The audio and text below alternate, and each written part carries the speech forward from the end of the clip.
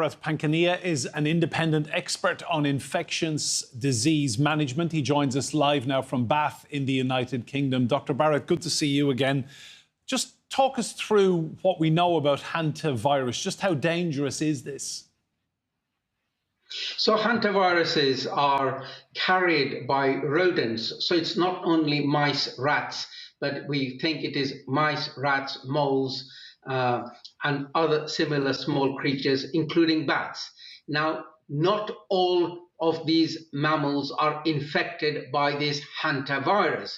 Some of those rodents are infected, and then that virus is shed in their feces, in their urine, in their saliva. And then when that virus, which has been shed by the rodents, is acquired by humans, usually through the aerosol route, in other words, the dry, dusty powder surface from which the virus is picked up, and then the person inhales it, and then it sets up this infection. And there are two types of infection. One of them is the pulmonary version, and the other one is the kidney version. And the pulmonary version, which is what we think is probably happening on this cruise liner, is more severe and more serious.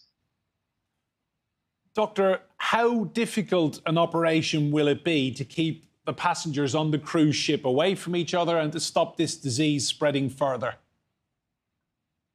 It's very difficult because I'm reminded of the cruise liners that were affected during COVID.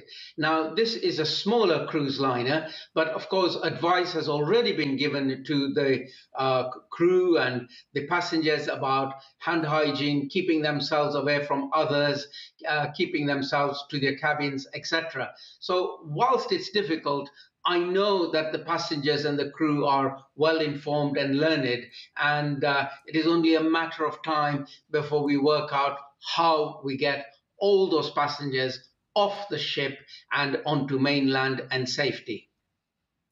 And Dr. Barrett, I'm told there is no treatment for this. There is no cure. It is an extremely dangerous virus.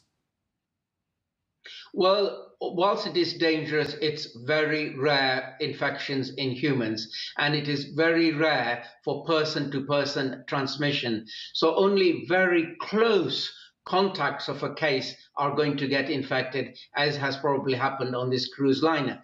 So treatment is usually supportive, whatever the symptoms are. This is a hemorrhagic disease, meaning your blood vessels become leaky, they lose serum and they lose platelets, and that is what the illness is. You become hypotensive. It's a viral hemorrhagic fever. Now, there isn't a specific antiviral that will work. We sometimes use monoclonal antibodies to treat this, but overall the treatment is supportive, and hopefully the patient can get through the infection. And Doctor, what are we likely to see in the next 24 hours in terms of that cruise ship being evacuated? Will it be medevac helicopters, or how do you think they will get the people off that ship, given that Cape Verde does not want it to dock?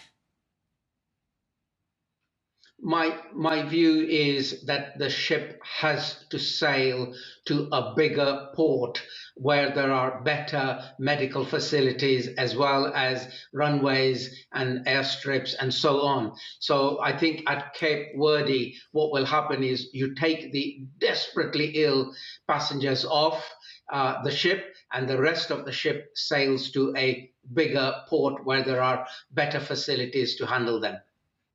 Dr. Barrett Pankania live for us there in Bath. Thank you so much.